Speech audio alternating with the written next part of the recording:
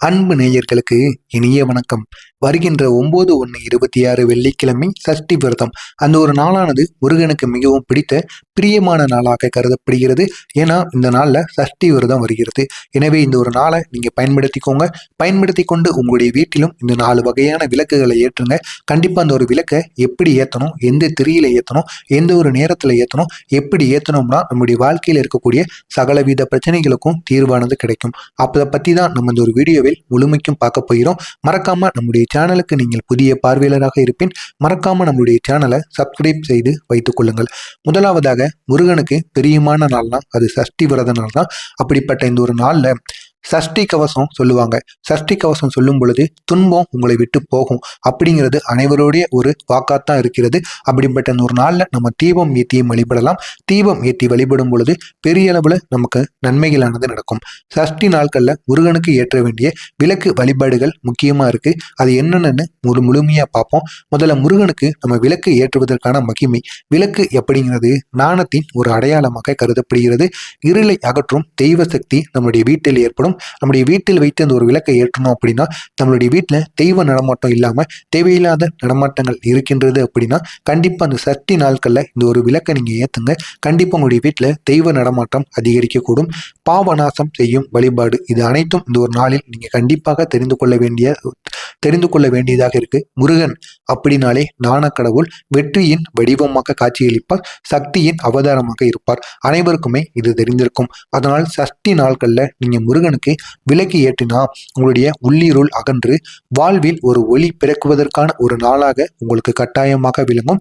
சஷ்டி விரத நாட்கள்ல ஏற்ற வேண்டிய விளக்குகள்.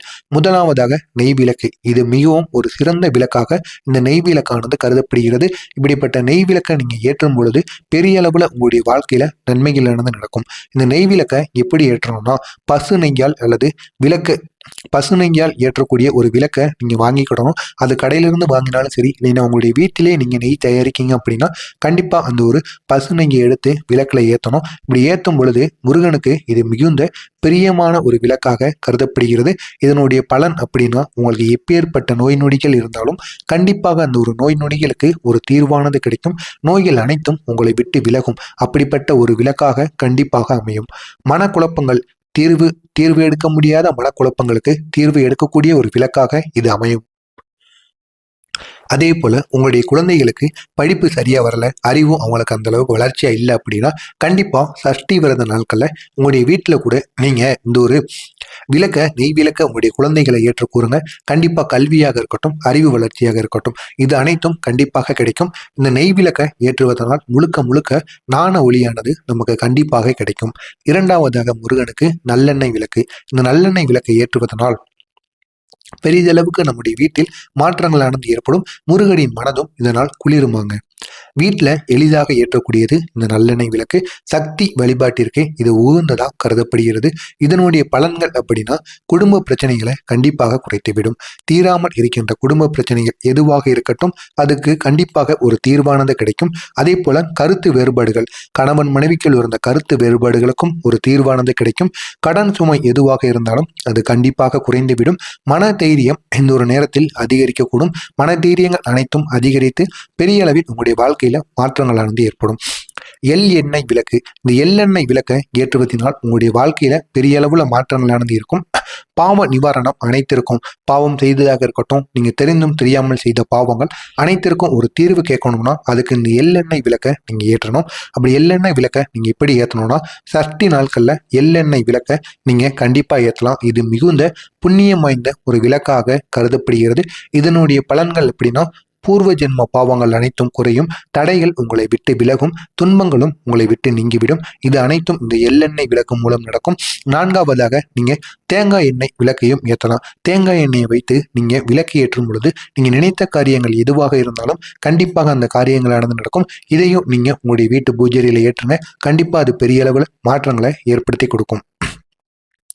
எத்தனை விளக்கு ஏற்ற வேண்டும் இந்த சஷ்டி நாட்கள்ல அப்படின்னு அனைவருக்குமே ஒரு கேள்வியானது இருக்கும். குறைந்தது ஒரு விளக்கு 2 விளக்கு ஏற்றினா அது மிகவும் சிறந்தது. விசேஷமானது 6 விளக்கு வரைக்கும் நீங்க சஷ்டி நாட்கள்ல ஏற்றலாம். சஷ்டி அப்படிங்கிறது 6, அதனால 6 எண்ணிக்கையில நீங்க விளக்குகள் ஏற்றுங்க. கண்டிப்பா அது பெரிய அளவில் உங்களுடைய வாழ்க்கையில மாற்றத்தை ஏற்படுத்தி கொடுக்கும். 6 விளக்கு ஏற்றுனீங்க அப்படின்னா முருகனின் 6 முக அருள் உங்களுக்கு முழுமையாக கிடைக்கும். முருகனோட அவதாரம் 6 அவதாரங்கள் தான். எனவே நீங்க முருகனுக்கு 6 எண்ணிக்கையில விளக்கு ஏற்றுங்க. கண்டிப்பா சஷ்டி நாட்கள்ல நீங்க விளக்கு ஏற்றும் பொழுது அதனால் பெரிய அளவில் உங்களுடைய வாழ்க்கையில மாற்றங்களானது ஏற்படும். இந்த ஒரு விளக்கை எப்பொழுது ஏற்றணும் அப்படிங்கிற ஒரு கேள்வியானது அனைவருக்குமே இருக்கும். காலையில பிரம்ம முகூர்த்த நேரம்னு அழைக்கப்படக்கூடிய 5:30 மணியிலிருந்து 6:30 மணி அல்லது அதிகபட்சம் 7:30 மணி வரைக்கும் நீங்க காலை நேரத்தில் ஏற்றலாம். மாலை நேரத்துல 6 மணியிலிருந்து இரவு 7:30 மணி வரைக்கும் நீங்க இந்த ஒரு விளக்கை ஏற்றுவது மிகவும் நல்லது. சஷ்டி நாள் முழுவதும் ஏற்றலாம். ஆனால் மாலை நேரத்திலையும் காலை நேரத்திலையும் ஏற்றுவது உங்களுக்கு விசேஷமாக கருதப்படும். விளக்கு ஏற்றும் முறை உங்களுடைய வீட்டில் நீங்க எப்படி விளக்கு ஏற்றணும். முதல்ல வீடை சுத்தபத்தமாக வைத்துக்கொள்வது மிகவும் சிறப்பு. குளித்து சுத்தமான உடை நீங்க அணிந்து கொண்டு விளக்கு ஏற்றினீங்க அப்படின்னா அது பெரிய அளவில் உங்களுக்கு நன்மைகளை ஏற்படுத்தி கொடுக்கும். முக்கியமா முருகன் படம் இல்லைன்னா வேல் வைத்து நீங்க அலங்கரிக்க வைத்துக் கொள்ளலாம். முருகன் படம் இருந்தால் அதை வைத்துக் கொள்ளலாம். அப்படி முருகன் படம் இல்லைங்கிறவங்க உங்களுடைய வீட்டில் முருகனுடைய வேல் இருக்கும் அல்லவா, அந்த வேலை நீங்க அலங்கரித்து வைத்துக் கொள்ளணும். சந்தனம் குங்குமம் எல்லாம் வைத்து அந்த ஒரு வேலையும் நீங்க அலங்கரித்து உங்களுடைய வீட்டு பூஜையில வைத்துக் கொள்ளலாம். இதுல ஏதாவது 1 இருந்தாலும் போதுமானது, 2 இருந்தால் மிகவும் சிறந்தது. மல்லிகை, செவ்வந்தி இந்த பூவை முருகனுக்கு நீங்க இந்த ஒரு நேரத்துல சாத்தி வைக்கணும். சாத்தி வச்சீங்கன்னா மிகவும் முருகனுக்கு பிடித்த பூவாக கருதப்படும். இப்படி வைத்து விட்டு அதுக்கப்புறம் நீங்க விளக்கை ஏற்றணும். விளக்கை ஏற்றி அதுக்கப்புறம் தூப தீபம் எல்லாத்தையும் நீங்க இந்த ஒரு நேரத்துல காட்டணும். இப்படி நீங்க காட்டுங்க, கண்டிப்பா பெரிய அளவுல உங்களுடைய வாழ்க்கையில் மாற்றங்களானது ஏற்படும். அதே போல விளக்கு ஏற்றும் பொழுது கூற வேண்டிய சில மந்திரங்கள் இருக்கு. அப்படி விளக்கு ஏற்றும் பொழுது ஓம் ஸ்ரீ சுப்பிரமணியாய நமக அப்படிங்கிற அந்த ஒரு மந்திரத்தை நீங்க 11 முறைகள் கூறணும். அது எந்த விளக்கு வேண்டுமானாலும் ஏற்றுங்க. ஏற்றும் பொழுது 11 முறைகள் கூறி அந்த ஒரு விளக்கை ஏற்றுங்க. அதே மாதிரி மந்திரத்தை கூறிவிட்டு உங்களுடைய பிரச்சனைகள் அந்த ஒரு விளக்கை நீங்க எதுக்காண்டி ஏற்றுறீங்க அதையும் நீங்க கண்டிப்பா முருகப்பெருமானிடம் கூறுங்க. கண்டிப்பா உங்களுக்கான ஒரு பலனானது கட்டாயமாக கிடைக்கும். அதே போல இந்த பொதுவான ஓம் சரவண பவ அப்படிங்கிற அந்த ஒரு மந்திரத்தை முடிந்த அளவுக்கு 108 முறைகள் விளக்கை ஏற்றிவிட்டு முருகப்பெருமான தியானம் செய்து கொண்டு உங்களுடைய மனதளவில் கூறுங்கள். கண்டிப்பா உங்களுடைய பிரச்சனைகள் எதுவாக இருக்கட்டும், நினைத்த காரியங்கள் எதுவாக இருக்கட்டும், அனைத்திற்கும் கண்டிப்பாக ஒரு விடுபாடானது கிடைக்கும். இதை நீங்க மனதார செய்யணும். மனதார செய்தால் மட்டுமே இதனால் உங்களுக்கு பெரிய அளவில் நன்மைகளானது நடக்கும். ஏனோ தானோன்னு நீங்க செஞ்சீங்க அப்படின்னா கண்டிப்பா இதனால எந்த விதமான பலனும் உங்களுக்கு இந்த ஒரு நேரத்தில் கிடைக்கப் போவது கிடையாது. சஷ்டி நாளில் கூடுதல் வழிபாடுகள் இருக்கிறது. சஷ்டி நாட்கள்ல சஷ்டி கவசம் பாராயணம் இது அனைத்தையும் நீங்க கூறலாம். கந்தர் அலங்காரம், கந்தர் குரு கவசம், அது மட்டும் இல்லாம வெல்லம் பிளஸ் வாழைப்பழம் இதை நைவேத்தியமா நீங்க படைக்கலாம். செவ்வரிசி பாயாசம் இதை நீங்க செஞ்சு முருகனுக்கு படைத்து விட்டு வீட்டிற்கு அருகில் இருக்கக்கூடிய குழந்தைகளுக்கு நீங்க கொடுத்தீங்க அப்படின்னா மிகவும் நன்மைகளை ஏற்படுத்தி கொடுக்கும். சஷ்டி விளக்கு வழிபாட்டின் பலன்கள் இருக்கு. இந்த ஒரு விளக்கை நீங்க ஏற்றுவதனால் உங்களுக்கு குழந்தை பாக்கியம் கட்டாயமாக கிடைக்கும். நீண்ட நாட்களாக குழந்தை பாக்கியம் இல்லைன்னு கூறிக்கொண்டிருந்த நபர்களுக்கு இந்த ஒரு வீடியோவை ஷேர் செய்து சஷ்டி நாளில் இந்த ஒரு பூஜையை மட்டும் செய்ய சொல்லுங்க. கண்டிப்பா பெரிய அளவில் உங்களுடைய வாழ்க்கையில மாற்றங்கள் ஏற்படும். கல்வி தேர்வில் கண்டிப்பாக வெற்றி கிடைக்கும். குழந்தைகளுக்கான ஒரு விளக்காக இந்த ஒரு விளக்கானது அமையும். திருமண தடை நீங்குவதற்கும் வாய்ப்புகள் அதிகமாக இருக்கும். இந்த ஒரு விளக்கை மட்டும் நீங்க தொடர்ந்து ஒரு 7 சஷ்டி விரத நாட்கள்ல உங்களுடைய வீட்டில் நீங்க ஏற்றி வாருங்க. கண்டிப்பா திருமண தடைகள் எதுவாக இருந்தாலும் கண்டிப்பாக அது நீங்கிவிடும். வேலை தொழிலில் முன்னேற்றம் அது கண்டிப்பாக உங்களுக்கு ஏற்படும். மனபயங்கள் அனைத்தும் உங்களை விட்டு நீங்கிவிடும்.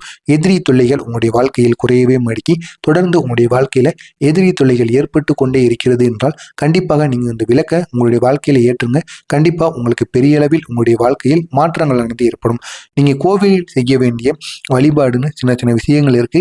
முருகன் சன்னதிக்கு சென்று நீங்க நெய் விளக்கு ஏற்றலாம். அப்படி முருகன் கோவிலுக்கு சென்று முருகன் சன்னதியில் நெய் விளக்கை ஏற்றி முருகனுக்கு தியானம் செய்து ஓம் சரவண பவ அப்படிங்கிற மந்திரத்தை 108 முறைகள் நீங்க கூறிட்டு வாங்க. அதுவும் இந்த சஷ்டி விரத நாளில் கூறிட்டு உங்களுடைய கோரிக்கைகளை முருகனிடம் வைங்க. கண்டிப்பா உங்களுடைய கோரிக்கைகள் எதுவாக இருந்தாலும் அது கண்டிப்பாக நிறைவேற்றி வைக்கப்படும். அப்படிப்பட்ட ஒரு நல்ல ஒரு நாளாக உங்களுக்கு இருக்கும். உங்களுக்கு அர்ச்சனை செய்யணும். உங்களுடைய பெயரையும் உங்களுடைய நட்சத்திரத்தையும் மட்டும் கூறி முருகப்பெருமானுக்கு நீங்க அர்ச்சனை பிரார்த்தனை செய்யும் பொழுது கூறுங்க. இதனாலும் பெரிய அளவில் உங்களுடைய வாழ்க்கையில் மாற்றங்களானது ஏற்படும். இந்த ஒரு நாளில் நீங்கள் வேலை வைத்து வழிபாடு செய்யலாம். வேலை வைத்து காவடியோ இல்லைன்னா வேலை வைத்து நீங்கள் வழிபாடோ உங்களுடைய வீட்டிலேயோ அல்லது கோவிலிலேயோ செய்யுங்கள். கண்டிப்பாக பெரிய அளவில் உங்களுடைய வாழ்க்கையில் மாற்றங்களானது ஏற்படும். பால் அல்லது பஞ்சாமிர்த அபிஷேகத்தை நீங்கள் முடிஞ்சீங்கன்னா பண்ணுங்க. அதுவும் முருகனுக்கு இந்த ஒரு சஷ்டி விரத நாளில் இந்த பாலையோ வைத்து இல்லைன்னா பஞ்சாமிர்தத்தை வைத்து நீங்கள் அபிஷேகம் செய்யும் பொழுது அவ்வளவு நன்மைகள் உங்களுடைய வாழ்க்கையில் ஏற்படுமாம். நீங்களும் இதனை ஒரு முறை செய்து பாருங்க. இதனால் பெரிய அளவில் உங்களுடைய வாழ்க்கையில் மாற்றங்கள் ஏற்படுவதற்கும் வாய்ப்புகள் அதிகமாகவே இருக்கிறது. இந்த ஒரு நாளை பொறுத்தளவுக்கு சஷ்டி தோறும் முருகன் நினைவு வாழ்க்கை முழுவதும் அருள் ஒளியாக கண்டிப்பாக இருக்கும். இந்த ஒரு சொல்லி உங்களுடைய நாளை முடித்துக் கொள்ளுங்கள். கண்டிப்பாக பெரிய அளவில் உங்களுடைய வாழ்க்கையில வெற்றியானது நடக்கும். சஷ்டி விரத நாட்களில் முருகனுக்கு மனதார விளக்கை ஏற்றி வழிபடுங்கள். உங்களுடைய வாழ்க்கையில் ஒளி பிறக்கும் என்பது நிச்சயமாக பல நிபுணர்களால் அறியப்படுகிறது. நீங்களும் உங்களுடைய வாழ்க்கையில முருகனுக்கு சஷ்டி விரத நாளில் இந்த ஒரு செயலை செய்யுங்க. கண்டிப்பா இதனால் பெரிய அளவில் உங்களுடைய வாழ்க்கையில் மாற்றங்களானது ஏற்படும். உங்களுக்கு தெரிந்த நபர்களுக்கும் நண்பர்களுக்கும் இந்த ஒரு வீடியோவை ஷேர் செய்து அவர்களையும் இதனை பார்த்து தெரிந்து கொள்ள சொல்லுங்கள். மறக்காம நம்முடைய சேனலுக்கு நீங்கள் புதிய பார்வையாளராக இருப்பின் மறக்காம நம்ம சேனலை சப்ஸ்கிரைப் செய்து வைத்துக் கொள்ளுங்கள். அப்பொழுதுதான் நாம் தொடர்ந்து பதிவிடும் வீடியோக்கள் அனைத்தும் தொடர்ந்து உங்களுக்கு நோட்டிபிகேஷனாக வந்து கொண்டே இருக்கும். நல்லதே நினைவுங்கள். உங்களுடைய வாழ்க்கையிலும் நல்லது மட்டுமே நடக்கும்.